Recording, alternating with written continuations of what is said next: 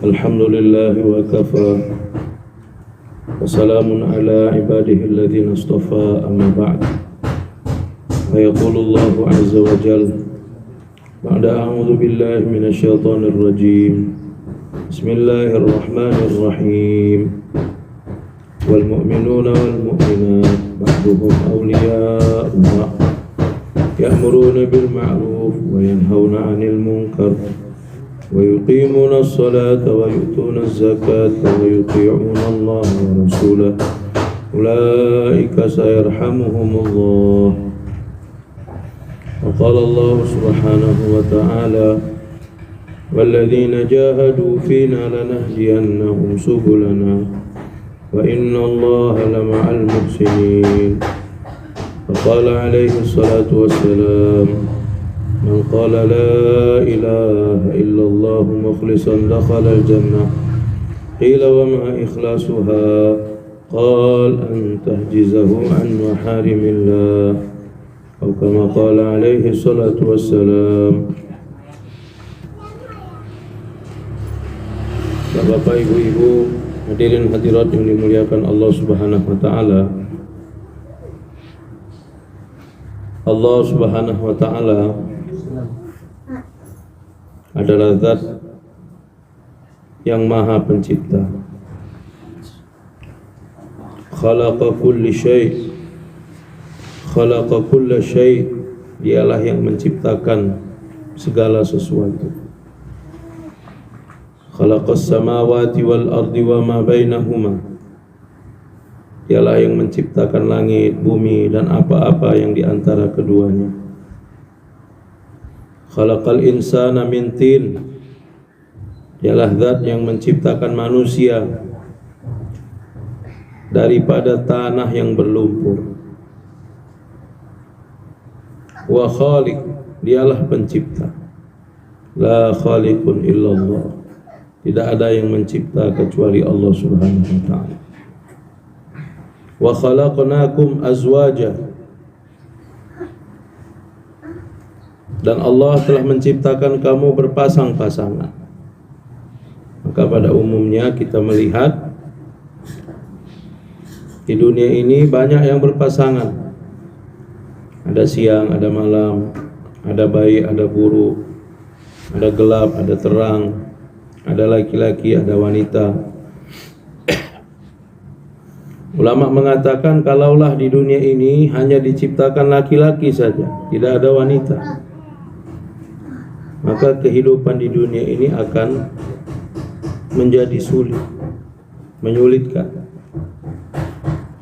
Sebaliknya hadirin, ada wanita saja, tidak ada laki-laki, maka itu juga yang terjadi, kehidupan dunia akan menjadi sulit.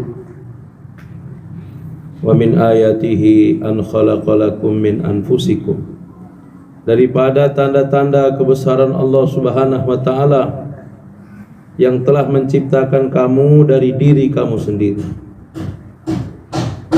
Menciptakan kamu dari diri kamu. Awalnya hanya satu saja, yaitu Adam. Allah Subhanahu wa taala menciptakan daripada tanah yang berlumpur. Adam alaihi salatu wassalam sendirian di dalam surga, tidak ada siapa-siapa, penuh dengan kenikmatan surga. Apa yang dia mau semua dia dapatkan. Tapi hadirin yang dimuliakan Allah SWT, walaupun begitu banyaknya kenikmatan surga, karena Adam hanya sendirian, maka banyak waktu-waktu yang terlewati dalam kehidupannya dalam keadaan termenung. Susah senyum hadirin. Allah Subhanahu wa taala mengetahui bagaimana keadaan Adam,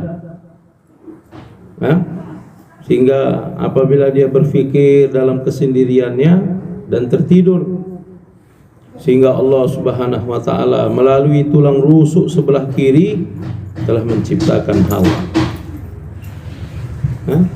Dan Hawa pun setelah diciptakan Allah tidurkan di sebelahnya. Hadirin yang mulia, begitu saja mata Adam terbuka, maka yang pertama dilihatnya adalah Hawa alaihassalam. Wajah yang selama itu berat untuk tersenyum, begitu melihat Hawa, maka ulama mengatakan Adam langsung tersenyum. An khalaqalakum min anfusikum azwaja,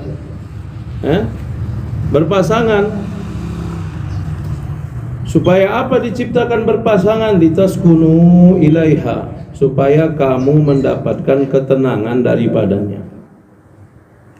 Laki-laki mendapatkan ketenangan dari wanita, wanita mendapatkan ketenangan daripada laki-laki. Ini dimaksudkan untuk diciptakan berpasang-pasangan.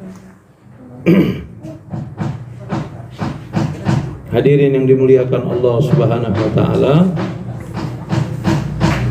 tetapi yang namanya ketenangan, sakinah, litaskunu ilaiha wa ja'ala bainakum mawaddatan wa rahmah, dan Allah menjadikan di antara kamu mawaddah, kasih sayang, wa rahmat, dan rahmat. Sakinah, mawaddah, wa rahmah, apa bahasa orang? Samawa. Disingkat sakinah, mawaddah, warahmah. Samawa ini tidak didapatkan ketika berpasangan saja. Oh, kalau berpasangan dapat samawa, tidak. Karena itu merupakan satu tanda kebesaran Allah Subhanahu wa taala. Maka berpasangan ini akan mendapatkan kehidupan yang sakinah, mawaddah, warahmah apabila mereka menjalani kehidupan mengikut aturan Allah Subhanahu wa taala. Karena Allah mengatakan Allah akan letakkan sakinah, mawaddah, warahmah. Kalau pasangan dalam kehidupan mengikut aturan Allah, barulah ada sakinah, mawaddah, warahmah. Tapi kalau tidak ada, maka tidak ada.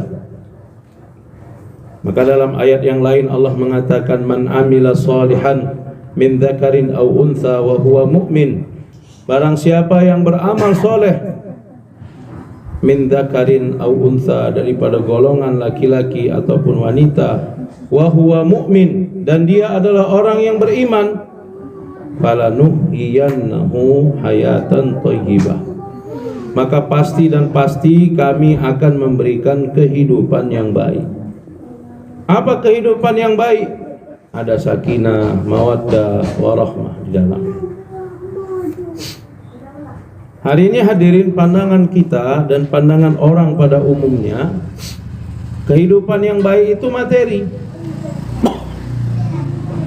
Orang menilai kehidupan yang baik itu adalah materi.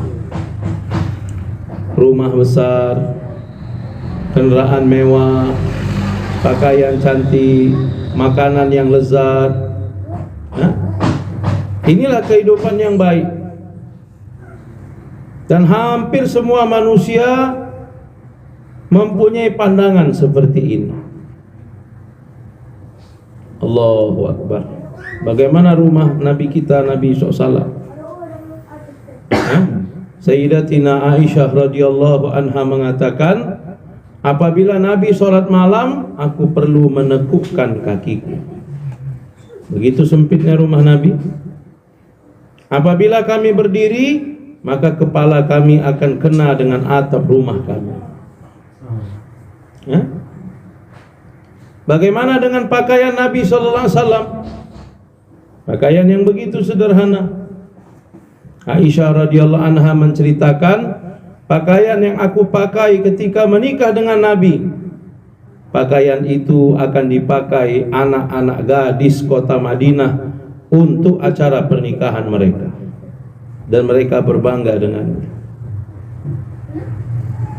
Bagaimana makanan Nabi? Ketika Nabi SAW wafat, Hazrat Fatimah radhiyallahu anha telah mengatakan sambil memegang perut Nabi, inilah perut yang tidak pernah kenyang dalam 2 waktu makan berturut-turut. Dan hadirin yang dimuliakan Allah Subhanahu wa taala, Nabi sendiri mengatakan, di rumah-rumah kami tidak keluar asap 2 bulan purnama berturut-turut. 3 kali bulan purnama, maknanya 2 bulan. Dan Nabi mengatakan, kami menjalani kehidupan, aku dan Bilal, tidak ada apa-apa makanan yang layak untuk diberikan kepada makhluk hidup kecuali sedikit makanan yang dikepitkan di ketiak Bilal.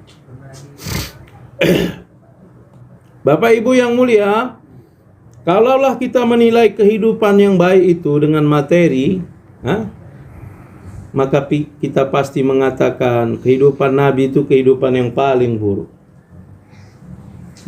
Makanan beliau, pakaian beliau, rumah beliau. Tapi Nabi sanggup mengatakan, baiti jannati. Nabi mengatakan, baiti jannati, rumahku adalah surgaku. Dengan keadaan seperti itu, Nabi mengatakan, rumahku adalah surgaku. Kita tahu surga adalah tempat kenikmatan, tempat yang baik.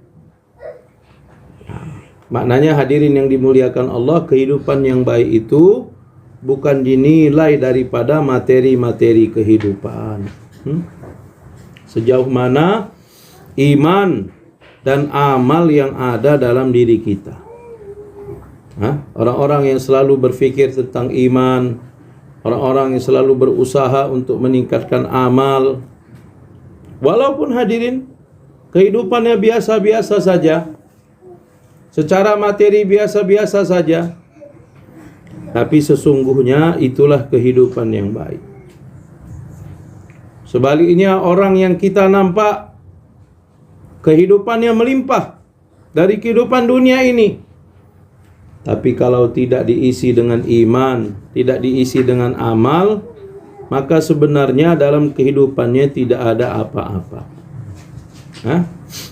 Bapak Ibu yang mulia, janganlah kita tertipu. Ketika kita melihat satu orang diberikan kehidupan dunia yang mapan, yang melimpah, kita merasa Allah Subhanahu wa taala sayang kepada orang tersebut. Tidak, hadirin yang mulia. Terkadang seseorang diberikan bukan karena disayangi, tapi untuk dihancurkan, Pak. Kalau kita diberikan nikmat, bertambah ketaatan kita kepada Allah, maka nikmat itu menjadi rahmat. Tapi terkadang, kebanyakan ketika seorang diberikan nikmat, bukan bertambah dekat kepada Allah, tapi bertambah jauh daripada Allah. Ini nikmat ini menjadi laknat. Bapak Ibu yang dimuliakan Allah, dalam amalkan agama, sekarang kita dalam perjuangan agama begitu juga. Banyak orang yang masa dalam perjuangan agama, awal kenal usaha agama dalam keadaan susah, maka sungguh-sungguh dalam usaha agama, menjaga nisab 3 hari, 40 hari, bahkan keluar 4 bulan, bahkan berangkat India, Pakistan, Bangladesh, berangkat ke negeri jauh, dengan apa yang ada. Tetapi hadirin, ketika diberikan dunia yang melimpah, karena terlalu sibuk kepada dunia, akhirnya bukan semakin meningkat pengorbanan, bahkan semakin menurun pengorbanan. Makanya hadirin yang dimuliakan Allah, dunia yang datang kepada kita ini sebenarnya ujian daripada Allah. Dunia yang datang kepada kita sebenarnya ujian daripada Allah. Orang-orang yang beriman, asbab dunia itu merupakan imtihan daripada Allah, ujian daripada Allah. Bukan asbab kejayaan, bukan asbab kebahagiaan. Hari ini kita mendapatkan dunia, kita merasa itulah asbab yang membuat kita menjadi bahagia. Bapak Ibu yang mulia, kalaulah dengan harta benda dunia ini menjadi asbab kebahagiaan kita, lah orang kafir pun dapat harta benda dunia pun bahagia juga. Apa beda orang Islam dengan orang kafir? Ya? Kalau orang Islam pun dapat harta benda dunia bahagia, orang kafir pun dapat harta benda dunia bahagia.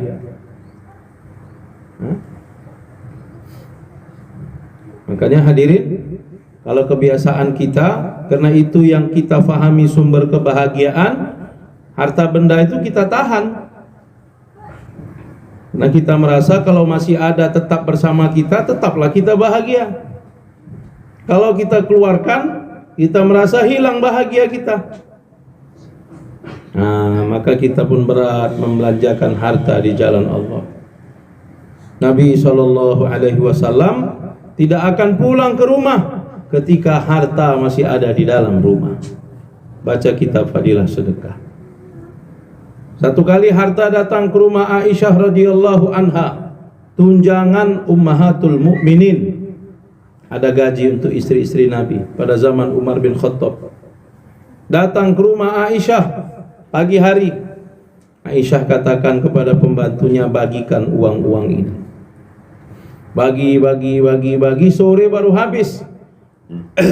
Pembantunya pulang. Aisyah tanya, kita berbuka pakai apa hari ini? Ya? Pembantunya katakan, kamu tidak mengatakannya dari pagi. Kalau kamu katakan, aku sedikit sisakan uang untuk buka, untuk bukaan puasa kita. Tapi uang semua telah habis dibagikan. Hah? Allahu Akbar. Jadi asbab kebahagiaan orang Islam itu apa? Asbab kebahagiaan orang Islam itu amal. Ya? Bapak Ibu yang mulia, menyimpan harta itu asbab dunia. Tetapi memindahkan harta kepada orang lain, maka menjadi amal, sedekah, atau hadiah, atau hibah, apapun namanya. Jadi berpindah menjadi amal. Satu harta yang disimpan, satu harta yang diinfakkan di jalan Allah Subhanahu wa taala. Bapak Ibu yang dimuliakan Allah Subhanahu wa taala, asbab dunia yang datang kepada kita ini adalah ujian daripada Allah. Asbab kejayaan, asbab kebahagiaan, asbab ketenangan kita bukan di dalam asbab dunia, tetapi di dalam asbab amal, di dalam menunaikan perintah Allah Subhanahu wa taala. Inilah asbab amal kita. Dan kita ketika menunaikan perintah Allah Subhanahu wa taala, maka Allah Subhanahu wa taala akan memajukan kita. Allah akan meninggikan derajat kita.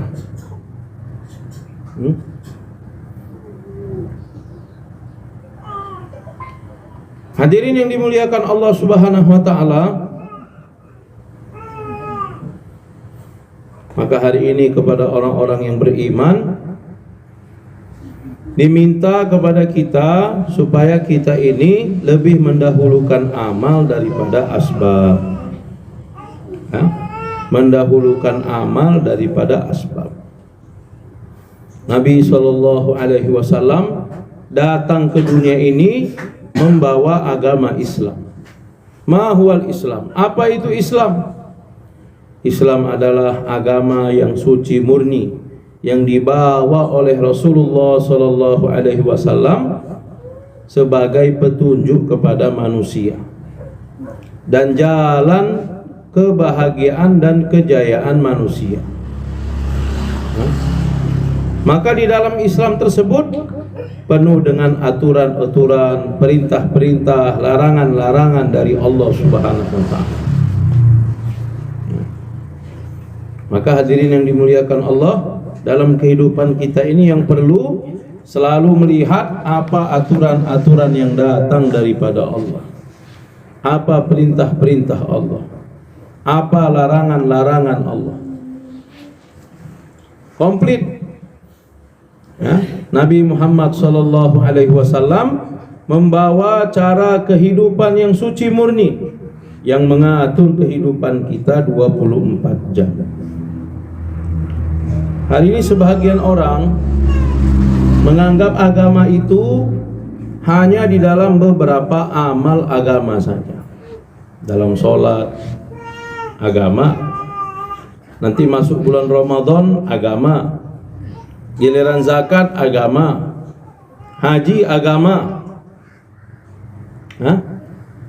Tapi dalam urusan-urusan yang lain, nggak perlu kita pakai agama. Dalam jual beli, dalam acara pernikahan. Sehingga hadirin yang dimuliakan Allah, orang-orang akan mengamalkan agama mengikut amalan yang dia keinginkan.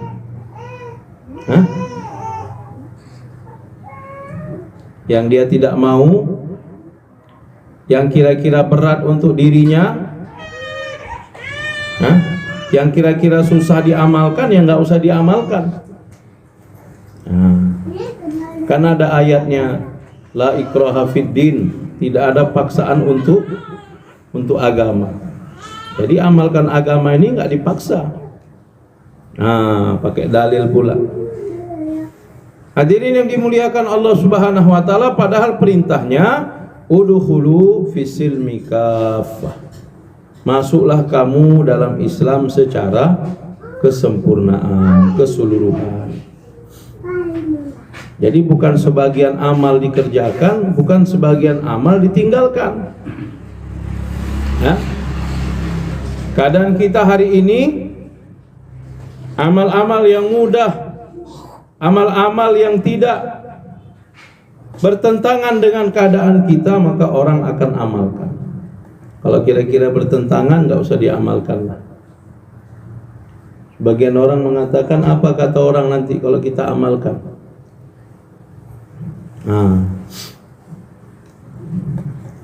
Mau pergi kumpul dengan keluarga atau kumpul dengan kawan lama, pakai jubah misalnya. Nggak usah lah pakai jubah, nanti apa kata orang. Kalau nggak pakai jubah, apa kata Nabi nanti? Itu enggak. Apa kata orang diperhatikan, apa kata Nabi enggak. Apa kata Allah dan Rasulnya enggak. Jadi orang mengamalkan agama ini mengikut kata orang. Bapak Ibu yang dimuliakan Allah Subhanahu wa taala, janji kejayaan yang sebenarnya akan datang manakala kita amalkan agama secara sempurna. Bapak Ibu yang mulia, di dalam agama ini komplit. Ada amalan fardu, ada amalan nafil. Fardu itu wajib, nafil itu sunnat. Fardu ini yang pokok, nafil ini yang membantu. Sehingga dikatakan nafil akan menyempurnakan amalan fardu, sunat menyempurnakan amalan fardu, dan sunat akan menutupi kekurangan yang terjadi pada amalan fardu. Sholat sunat untuk menyempurnakan sholat fardu, puasa sunat untuk menyempurnakan puasa fardu, sedekah untuk menyempurnakan zakat, umroh untuk menyempurnakan haji. Maka yang asal adalah fardu, yang sunat itu mengikutinya. Hadraji Maulana Ilyas rahimahullah dalam kitab Malfuzat beliau, boleh baca terjemah kalau tidak silap nomor 3, Beliau mengatakan hari ini kebanyakan orang lebih mementingkan amalan nafil daripada amalan fardu. Amalan nafil daripada amalan fardu. Termasuk amalan fardu, bahagian dalam amalan yang fardu besar dalam agama ini, yaitu dakwat ilal khair, amar bil ma'ruf, nahi anil munkar. Mengajak kepada kebaikan, menyuruh orang untuk berbuat baik dan mencegah orang dari kemungkaran. Ini merupakan amalan fardu. Tapi hari ini orang lebih mementingkan amalan sunat, amalan nafil. Menjaga zikir, menjaga amalan ini, menjaga amalan itu. Banyak amalan dijaga. Bagus. Ada kita orang jaga puasa, jaga ini, betul-betul dijaganya. Masya Allah. Tetapi banyak orang melalaikan amalan fardu. Ketika diminta untuk perjuangan agama, tidak bersedia untuk berangkat di jalan Allah Subhanahu wa ta'ala. Padahal ini adalah amalan fardu. Bapak Ibu yang mulia, ada amalan fardu yang berada pada ranah ibadah. Ini waktunya telah ditentukan. Sholat 5 waktu, amalan fardu. Sholat 5 waktu, puasa 1 bulan dalam bulan Ramadan, zakat orang yang berharta cukup haul, cukup nisab. Haul itu 1 tahun, nisab itu cukup jumlahnya. Kalau tak cukup jumlahnya, belum setahun, tak wajib zakat. Cukup haul, cukup nisab. Haji, man istata'a ilaihi sabila, bagi orang yang mampu, itu pun sekali seumur hidup. Jadi waktunya sudah tentu, fardu di dalam ibadah. Tetapi fardu di dalam dakwah, amar bil ma'ruf, nahi anil munkar, ini waktunya enggak tentu. Ini waktunya tidak tentu. Semoga Allah merahmati, menerangi kubur Hadrat Maulana Ilyas rahimahullah ta'ala, yang kembali membangkitkan gairah umat ini dalam perjuangan agama. Karena umat sudah jauh sekali daripada usaha agama. Banyak orang yang meninggalkan amalan agama. Kalaupun masih ada yang mengamalkan, hanya berbentuk zahir saja. Hakikatnya sudah tidak ada. Karena umat sudah begitu jauh, akhirnya beliau membuat tahapan-tahapan. Kita kenal dengan bahasa nisab, 3 hari setiap bulan, 40 hari setiap tahun. Ini tangga nih. Tangga kemana? Yang namanya tangga itu kan naik. Mana ada tangga itu terus datar, itu nggak ada. Kalau terus datar, itu namanya bukan tangga, lantai namanya. Tangga itu ada anaknya terus naik ke atas. Maulana Ilyas rahimahullahu ta'ala telah memulai untuk membawa umat kepada tahapan yang sebenarnya. Apa tahapan yang sebenarnya? Seperti tadi, tidak mengenal waktu, tidak mengenal keadaan, tidak mengenal musim. Permintaan amar bil ma'ruf, nahi anil munkar, mengajak kepada kebaikan dan mencegah dari kemungkaran, menjadi tanggung jawab kepada umat ini. Bapak Ibu yang mulia, orang-orang yang baru-baru keluar setahun, 2 tahun, 3 tahun, 4 tahun, wajarlah masih di tangga-tangga bawah. Tetapi hadirin, berjalannya masa, tangga ini harus naik. Naik ke tangga kedua, ketiga, keempat, kelima. supaya kembali kepada tahapan yang dikehendaki. Nah, permintaannya seperti itu. Maka untuk itu Bapak Ibu yang dimuliakan Allah Subhanahu wa taala, Allah Subhanahu wa taala melalui pemahaman, risau fikir daripada ulama-ulama kita, supaya umat ini kembali dibawa kepada dakwah ala minhajin nubuwah, dakwah dengan tertib nubuwah. Maka setiap umat diminta untuk berkorban di jalan Allah. Manakala kita bergerak berkorban di jalan Allah Subhanahu wa taala, maka Allah Subhanahu wa taala akan memperbaiki agama dalam kehidupan kita. Kita keluar di jalan Allah adalah untuk diri kita. Suami-suami kita berangkat di jalan Allah adalah untuk diri kita. Man jahada fa innama yujahidu li nafsihi. Barang siapa yang bersungguh-sungguh, maka sungguh-sungguhnya adalah untuk dirinya sendiri.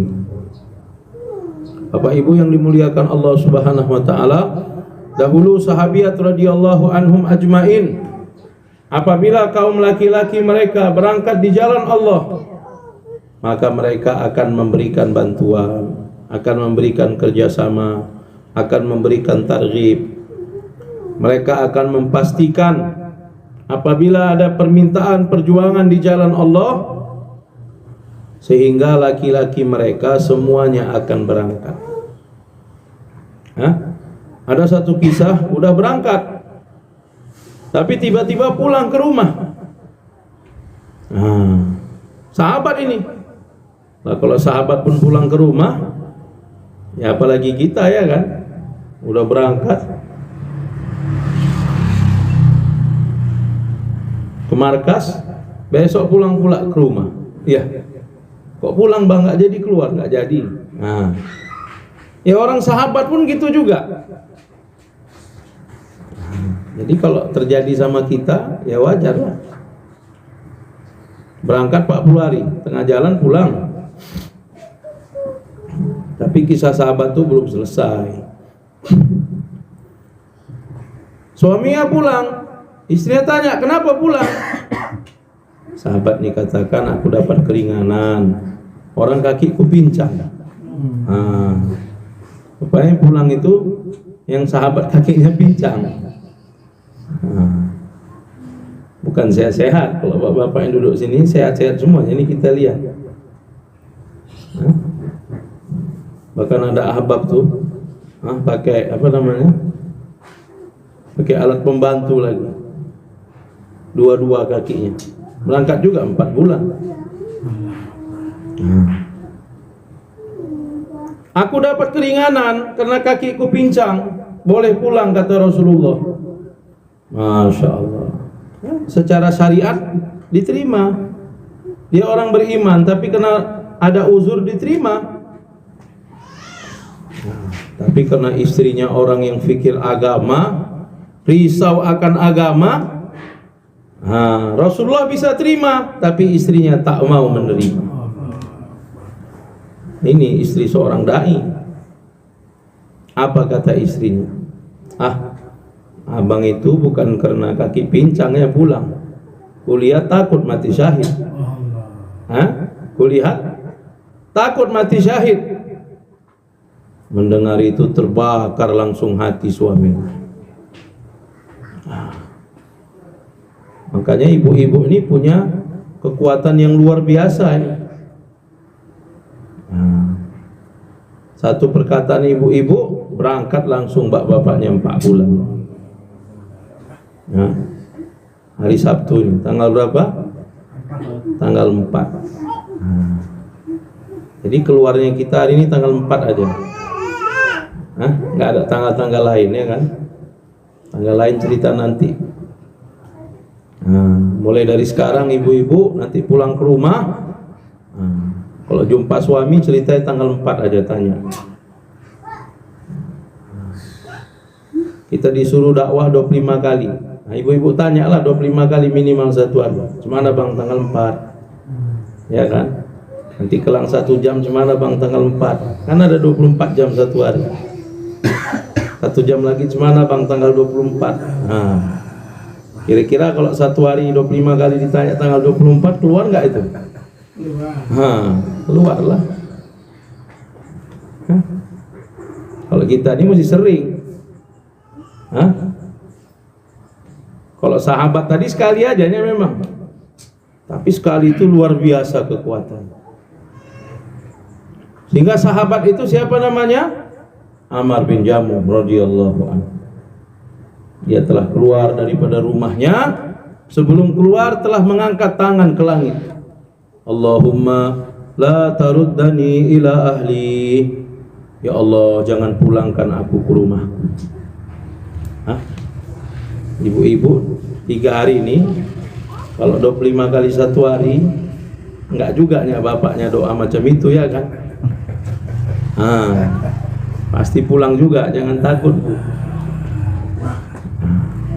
Tapi kalau Ammar bin Jamuh memang doa memang. Sehingga dia berangkat di jalan Allah, syahid di jalan Allah Ta'ala. Ketika jenazahnya akan dibawa ke Madinah, dinaikkan ke unta, untanya itu tak mau balik ke Madinah. Ke arah mana-mana jalan, ke arah Madinah tak jalan.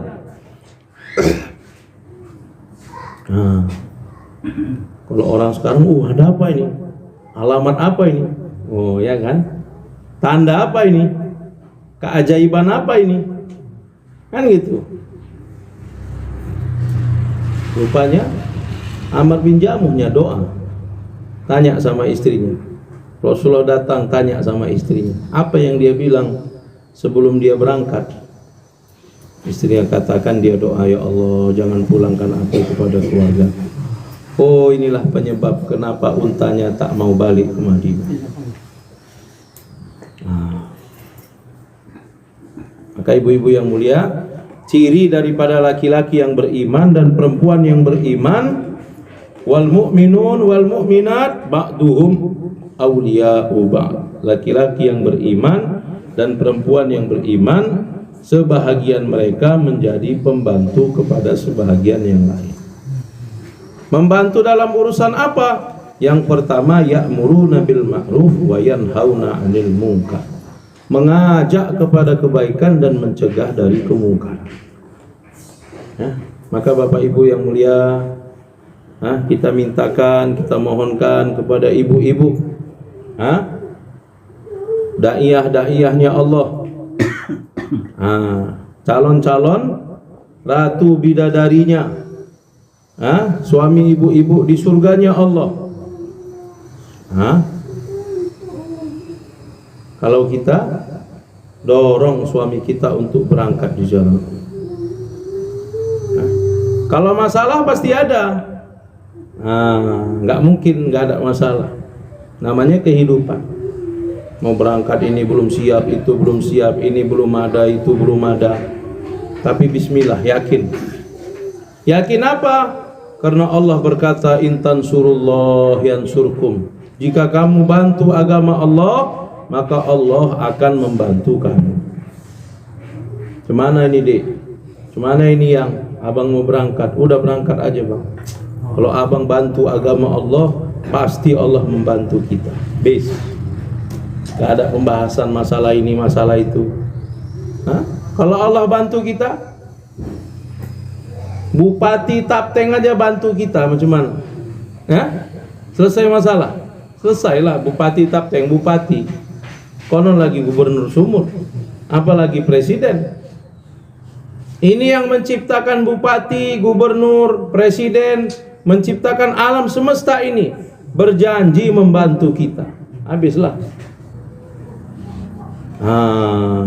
Tapi ini diseru kepada orang beriman dan orang yang mau belajar untuk menjadi orang beriman. Berangkat aja. Jadi nanti adik macam mana ini begitu begini begitu, udah berangkat aja. Allah pasti membantu kami. Dah. Bapak Ibu yang mulia, kata ulama, kekuatan yang paling besar setelah kekuatan yakin adalah kekuatan sangka. sangka baik kepada Allah. Dalam hadis qudsi Allah berfirman, ana inda dhanni abdi bi. Aku bersama sangka hambaku. Pasti Allah akan membantu kami. Oh, hambaku bersangka aku akan membantunya. Kira-kira dibantu Allah enggak? Pastilah dibantu Allah. Allah beserta sangka hambanya. Kalau iya, kalau enggak, ini ragu namanya. Nggak yakin. Maka Bapak Ibu yang dimuliakan Allah Subhanahu wa taala, tanggal 4 ini hari Sabtu kita akan membuat jur atau istima. Maka dari istima ini kita akan keluarkan jemaah sebanyak-banyaknya. Maka untuk itu diminta kepada ibu-ibu yang mulia supaya mencatatkan nama suami-suami kita. Minimal dari rumah kita harus ada satu orang laki-laki yang berangkat di jalan Allah. Kalau bisa 4 bulan. Gak bisa 4 bulan, 4 bulan juga. Ya kan? Supaya dapat pengalaman iman. Maulana Ilyas rahimahullah mengatakan, sampaikan kepada setiap orang Islam, jangan mati sebelum berangkat 4 bulan. Dan ibu-ibu mulai dari sekarang, besok hari Kamis, Jumat, Sabtu, supaya kita pun mendapat bahagian dari amal yang begitu besar ini. Jemaah-jemaah akan dikeluarkan di jalan Allah. Orang-orang akan bergerak ke masjid-masjid, menghidupkan amalan masjid, mengajak orang ke masjid. Maka boleh kita bantu amalan, zikir, baca Quran, ada kesanggupan puasa. Biasa istimewa besar dibuat di negara-negara besar, maka wanita-wanita di sana ikut serta dengan amalan. Kita nggak capek usuli, nggak capek targib, di rumah aja. Pagi baca Yasin, hadiahkan untuk istimewa. Puasa, hadiahkan untuk istimewa. Baca Quran, hadiahkan untuk istimewa. Malam bangun tahajud, hadiahkan untuk istimewa. Supaya apa? Supaya istimewa kita berhasil. Tapi jangan lupa, harus ada minimal satu orang laki-laki berangkat di jalan Allah dari rumah kita. Jadi jangan kirim amalan juga. Laki-lakinya juga dikirim, dikeluarkan dari rumah. Supaya rumah-rumah kita seperti rumah para sahabat. Nanti insya Allah selepas doa, boleh ibu-ibu yang pengalaman boleh catatkan nama. Jangan ada yang pulang sebelum kita catatkan nama suami kita untuk berangkat di jalan Allah. Kapan tanggalnya? Tanggal 4. Jangan buat tanggal-tanggal lain, tak kita terima. Tanggal lain, bulan 7, bulan 8, 9, 10 nggak diterima. Yang diterima tanggal 4 bulan 6 2022. Ya kan? Nggak mau pun tulis saja. Mana mau tulisan kita itu Allah Ta'ala ijabah, mudah suami-suami kita untuk berangkat di jalan Allah tanggal 4. Semoga Allah terima. Amin. A'udzubillahi minasyaitonirrajim. Bismillahirrahmanirrahim. Alhamdulillahirabbil alamin. Wassalatu wassalamu ala asyrafil anbiya'i wal mursalin wa ala alihi wa sahbihi ajmain. Rabbana zalamna anfusana wa illam taghfir lana wa tarhamna lanakunanna minal khasirin. Rabbana taqabbal minna innaka antas samiul alim wa tub alaina innaka antat tawwabur rahim. Rabbighfir warham wa tajawaz amma ta'lam innaka antal a'zul akram. Allahumma ya musarrifal qulub sarrif qulubana ala ta'atik. Ya muqallibal qulub tsabbit qulubana ala dinik. Allahumma la sahla illa ma ja'altahu sahla wa anta taj'alul hazana sahlan idza syi'ta. La ilaha illallahul halimul karim. Subhanallahi rabbil arsyil azim. Alhamdulillahi rabbil alamin. Nas'aluka mujibati rahmatik wa azaima maghfiratik wal ghanimata min kulli bir was salamata min kulli ithn. La tada' lana dhanban illa ghafartah wa la hamman illa farajtah wa la karban illa nafastah wa la dhurran illa kashaftah wa la hajatan hiya laka ridan illa qadaitaha ya arhamar rahimin.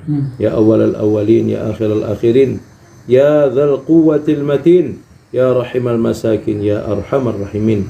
Ya Allah, pandanglah kami dengan pandangan rahmat-Mu ya Allah. Ya Allah, ampunilah dosa kami, dosa kedua orang tua kami, dosa anak istri kami ya Allah, dosa seluruh umat Nabi sallallahu alaihi wasallam. Berikan hidayah kepada kami, kepada kedua orang tua kami, kepada anak dan istri kami ya Allah, kepada seluruh umat Nabi SAW. Ya Allah ya Rahman ya Rahim. Ya Allah, mudahkanlah orang-orang di kota Kabupaten Sibolga Tapteng ini untuk berangkat di jalan-Mu ya Allah. Dalam istimewa yang akan kami buat tanggal 4 ini ya Allah, pilihlah mereka untuk berangkat memperjuangkan agama-Mu ya Allah. Ya Allah, hari ini begitu banyak manusia jauh daripada agama-Mu ya Allah. Kelalaian kami, kekurangan kami, kelemahan kami masih sibuk dengan keduniaan kami ya Allah. Kami belum bergerak untuk datang jumpa kepada saudara-saudara kami ya Allah, sehingga banyak orang Islam tak mengerjakan solat ya Allah.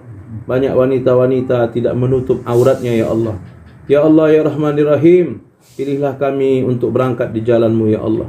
Ya Allah, mudahkan istri-istri kami, mendorong kami untuk keluar di jalan-Mu ya Allah. Ya Allah, terima pengorbanan mereka ya Allah. Terima pengorbanan istri dan anak kami yang ditinggalkan ya Allah. Ya Allah, jadikanlah perpisahan kami di dunia menjadi sebab untuk berkumpulnya kami nanti di akhirat ya Allah. Ya Allah, kami tidak sama seperti sahabat ya Allah. Ya Allah, tapi kami belajar untuk buat usaha seperti mana sahabat Nabi-Mu ya Allah. Ya Allah, bangkitkanlah kami dengan Nabi dan sahabat-sahabat Nabi ya Allah. Bangkitkan istri kami dengan istri-istri Nabi dan istri-istri sahabat ya Allah. Ya Allah ya Rahman ya Rahim, kami lemah ya Allah, bantulah kami ya Allah. Kami bodoh ya Allah, ajarkanlah kami ya Allah. Ya Allah, sukseskanlah istimewa jur yang akan kami buat ya Allah. Ya Allah, keluarkan jemaah sebanyak-banyaknya ya Allah. Ya Allah, sedikit orang yang buat usaha ya Allah, tetapi Engkau adalah zat yang qadir mutlak ya Allah. Engkaulah yang mengeluarkan jemaah ya Allah. Hati seluruh manusia berada dalam genggaman-Mu ya Allah. Ya Allah, bolak-balikkan hati ahbab-ahbab untuk dapat berangkat di jalan-Mu ya Allah. Ya Allah ya Rahman ya Rahim, hantar kami ke ujung-ujung dunia untuk memperjuangkan agama ya Allah. Hantar juga istri kami bersama kami untuk berangkat ke seluruh dunia ya Allah. Ya Allah ya Rahman ya Rahim, mudah saja bagi Engkau ya Allah. Memang bagi kami sulit ya Allah, tapi tidak ada yang sulit bagi-Mu ya Allah. Ya Allah, serakkanlah rezeki kami di ujung-ujung dunia ya Allah. Ya Allah, terimalah doa kami ya Allah. Terima doa kami ya Allah. Terima doa kami ya Allah. Rabbana atina fid dunya hasanah wa fil akhirati hasanah wa qina adzabannar. Sallallahu ala sayyidina Muhammad wa ala alihi wa sahbihi ajmain. Subhana rabbika rabbil izzati amma yasifun wa salamun alal mursalin walhamdulillah.